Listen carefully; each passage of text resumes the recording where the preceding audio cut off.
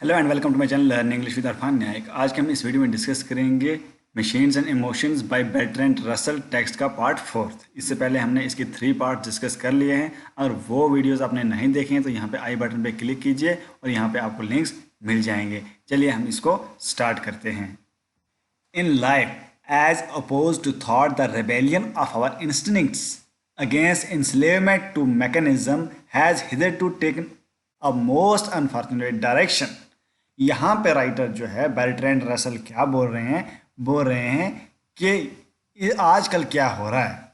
आजकल ये हो रहा है कि जो रिबेलियन मतलब रिवोल्ट, बगावत है हमारे इंस्टिंक्ट्स की, हमारे इंस्टिंक्ट्स मतलब हमारे ख्याल, हमारे सोच, हमारे विचार की, किसके खिलाफ हमारी सोच है। हमारी सोच जो है, जो मशीन्स ने मैकेनाइजेशन ने क्या किया है, हमें स्लेव बनाया है। इंस्लेवमेंट मतलब स्लेव बनाना, इंस्लेवमेंट मतलब क्या है, slave banana. To mechanism has hitherto taken, और जो हमें इंस्लेव बनाया है उसने बहुत बदकिस्मत वाला डायरेक्शन लिया है, बहुत गलत डायरेक्शन लिया है।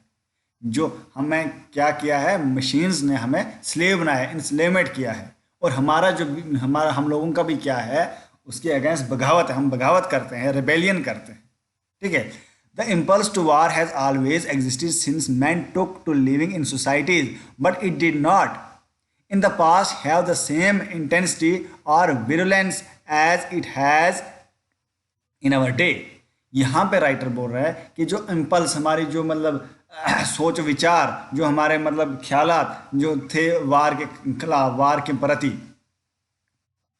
तो ये ख्याल वार का मतलब इम्पल्स होना, वार की जो मतलब हमारे अंदर जो इम्पल्स मतलब हमारे जो इंटरेस्ट होता है वार में, वो बहुत बिगिनिंग से है, वो हमारी सोसाइटीज़ में है बहुत पहले से। मगर ऐसा नहीं हुआ कि वार हुई, ये होता रहता है वार का मतलब हमारा वार का जज्बा, इम्पल्स मतलब जज्बा ही बोल सकते हैं, जज्बा जो है ये बड़े पहले से है।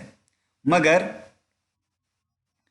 पास्ट में भी जो है इंटेंसिटी में था और आजकल जो है ज़्यादा इंटेंसिटी में है। In the 18th century, England and France had innumerable wars and contended for the hegemony of the world. 18th century की बात कर रहे हैं। 18वीं सदी में क्या हुआ, इंग्लैंड और फ्रांस, ये दो मुल्क थे, ये दो ममालिक थे, इनके बीच में, इनके दरमियान में एक जंग चल रही थी। और मतलब वो उसको मतलब क्या कर रहे थे, उसको डोमिनेंस के लिए करते थे। कौन ज़्यादा डोमिनेंस करेगा, नेबर्स में, ठीक है, अपने पड़ोस मुल्कों में।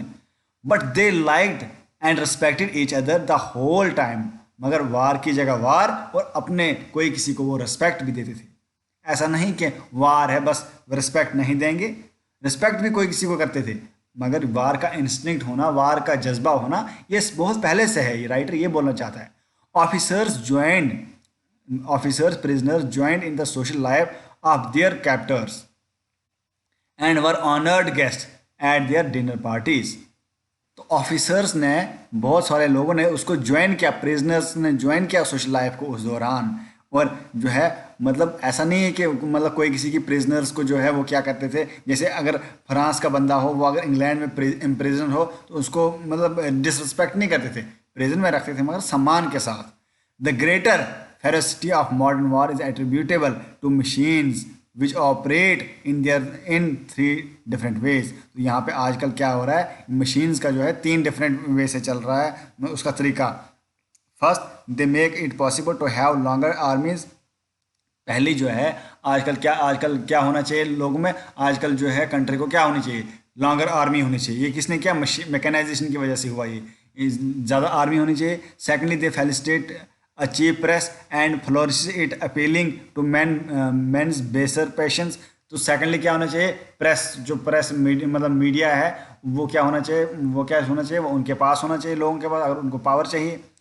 Thirdly, and this is the point that concerns us, that strive the anarchic spontaneous height of human nature and works underground producing an obscure discontent to which the thought of war appeals as affording possible relief. तो तीसरा जो बात बोल रहा है यहाँ पे writer, तीसरा क्या होना चाहिए, आज के मैकेनाइजेशन के दौर में एक अंडरग्राउंड मतलब प्रोपागेंडा होना चाहिए। इस तरह के प्रोपागेंडा जो करते हैं और फिर जो है क्या करते हैं, वार को प्रोपोगेट करते हैं। It is a mistake to attribute a vast upheaval like the great war merely to the mechanization of politicians. ये जो है कौन करते हैं, ये पॉलिटिशियंस करते हैं ऐसा। In Russia perhaps such an explanation would have been adequate. तुम रशिया में भी जो ये चला, ये सिस्टम चला, that is one way why Russia fought half heartedly and made a revolution to secure peace. तो फिर बाद में रशिया ने क्या किया, फिर बहुत लड़ाई की, बहुत मतलब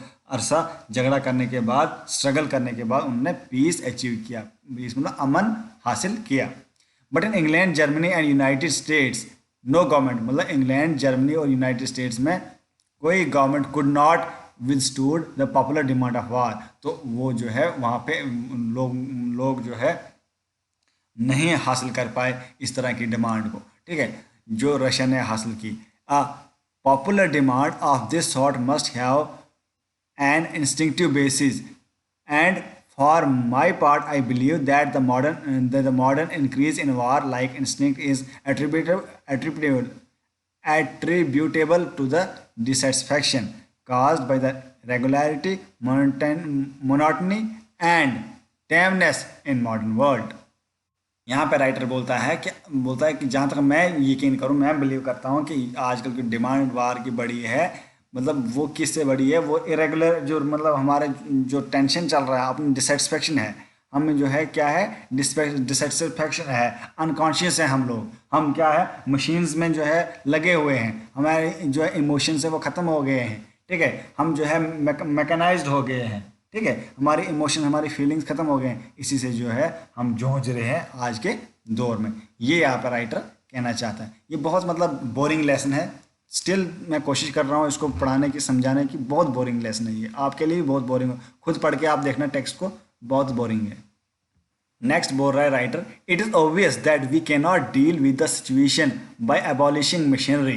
बोलता है हम इस सिचुएशन को नहीं मतलब बनाएंगे, हम मशीनरी को ही ख़त्म करेंगे इमोशंस को बचाने के चक्कर में, ठीक है, हम मशीन्स को ख़त्म नहीं कर सकते हैं। Such a measure would be reactionary and is in any case impracticable. तो बोलता है ये जो होगा हमारा रिएक्शन होगा, ये रिएक्शनरी होगा, जो रिएक्शन करेंगे, जो मतलब ये मेजर लेंगे हम, ये रिएक्शनरी होगा, इस पर रिएक्शन होगा लोगों का, और इम्प्रैक्टिकल होगा, अच्छा नहीं होगा मतलब हम मशीन्स को ख़त्म करें।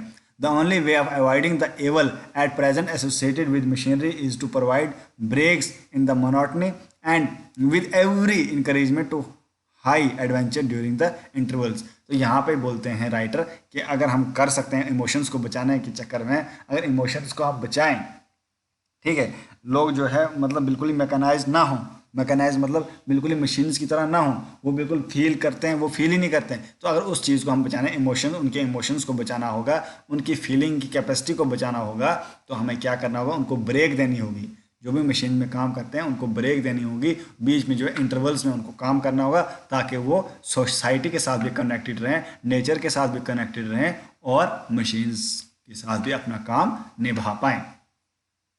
Machines have altered our way of life but not our instincts. बोलता है हमारी वे ऑफ लाइफ मशीन ने बदल दी है, मगर हमारे इंस्टिंक्ट, हमारे जो सोच विचार हैं वो सेम है, वो ख्यालात सेम हैं। Consequently, there is maladjustment. The whole psychology of the emotions and instincts is as yet in its infancy. A beginning has been made by psychoanalysis, but only a beginning. यहाँ पे writer बोल रहे हैं जो psychology है, इसकी emotions की psychology है, वो अभी इनिशियल स्टेज में है, ठीक है, वो अभी बढ़ रही है। स्टार्टिंग जो है साइको एनालिसिस ने की है और अभी स्टार्टिंग हुई है। What we may accept from psycho analysis but only a beginning. अभी जो है बिगिनिंग है, अभी स्टार्ट है।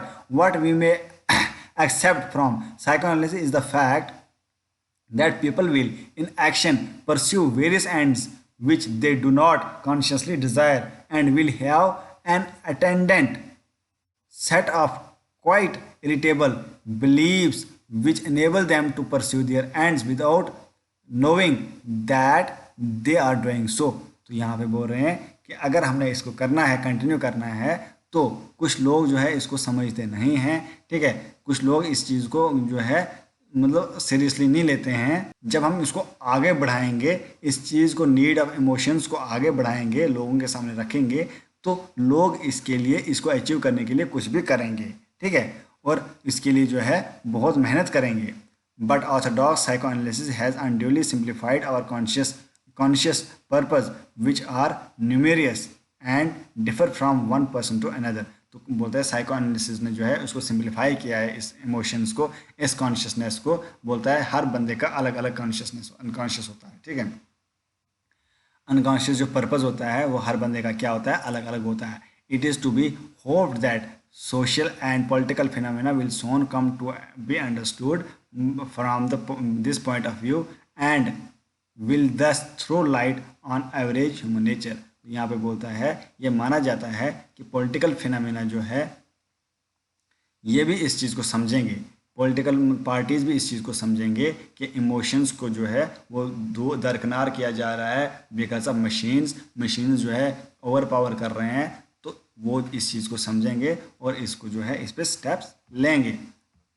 नेक्स्ट बोलते हैं moral self control and external prohibition of harmful acts are not adequate methods of dealing with the anarchic instincts. बोलता है कि मॉरल सेल्फ कंट्रोल और जो एक्सटर्नल हम क्या करेंगे, हार्मफुल एक्ट्स करेंगे, कुछ ऐसा वैसा नहीं करना चाहिए जिससे एनार्की हो जाए। जो हमारे इंस्टिंक्ट्स हैं, इंस्टिंक्ट्स को बचाना चाहिए, ठीक है। हमारे ख्याल जो हैं, हमारे इमोशंस को, उसको बचाना चाहिए। ऐसा नहीं है कि हम इमोशंस को ख़त्म करें। The only adequate method is to discover what are the needs of our interactive nature and then to search for the least harmful way of satisfying them. तो हमें क्या करना चाहिए, हम अपने नेचर, जो नेचर है, जो कुदरती नज़ारे हैं, ठीक है, जो फॉरेस्ट एट्सट्रा, मतलब फॉरेस्ट है, ठीक है, तो इन चीज़ों को हमें बचाना चाहिए और इन चीज़ों को यूज़ करने के लिए हम ऐसे मेथड्स ढूंढने हैं जिससे उनको इफेक्ट ना हो, जिससे उनको बैड इफेक्ट ना हो। Since spontaneity is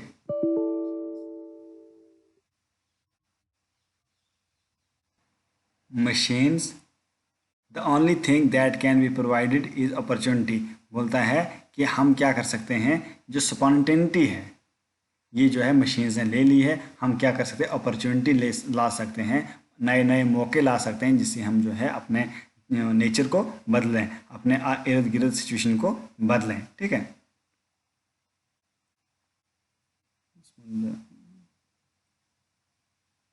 the use made of opportunity must be left to the initiative of the individual. ये जो है अपॉर्चुनिटी को इस्तेमाल कैसे करना है, ये इंडिविजुअल पे रखना चाहिए कि वो इस अपॉर्चुनिटी को कैसे इस्तेमाल करे। No doubt considerable expense would be involve but it would not be comparable to the expense of war.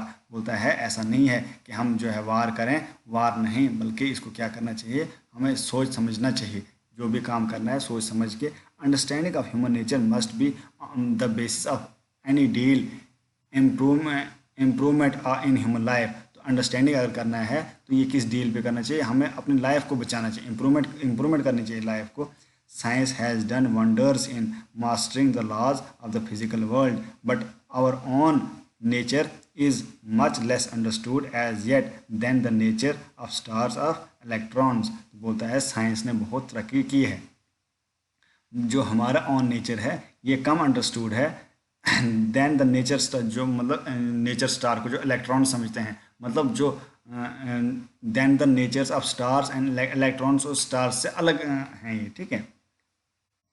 When science learns to understand human nature, it will be able to bring happiness into our lives, which machines and the physical science have failed to create। तो बोलता है कि जब science जो इस nature को समझेगी, अच्छी तरीके से कुदरत को समझेगी, तो हमें क्या होगा, इससे जो है बहुत हैप्पीनेस ला सकती है, जैसे फिजिकल साइंसेस ने लाई है। फिजिकल साइंस ने उतनी नहीं लाई है, मतलब जो साइंस है, जो मेडिकल साइंस है, वो जो है हैप्पीनेस ला सकती है। ये जो है कुछ बोला है इसने, ये आप सारे पार्ट्स देखना, तो उतनी इंटरेस्टिंग तो नहीं है, आपने स्टिल इसको एक बार रीडिंग करनी है, इससे तो रेफरेंस टू द कंटेक्स्ट नहीं आएंगे आपको, मगर स्टिल आपको रीडिंग तो करनी है, इसको समझना है। इसमें सिर्फ टोटल बना के यही बोलेंगे, मशीन्स और इमोशंस की बात की, उसको कंपैरिजन किया है और मशीन का पक्ष भी रखा है और इमोशंस का पक्ष भी रखा है। दोनों चीज़ें ज़रूरी हैं, मगर इमोशंस को ख़त्म नहीं करना है हमने मशीन्स के ज़रिए। मशीन्स जो है ओवर पावर कर गई है, मशीन्स आगे बढ़ गई है,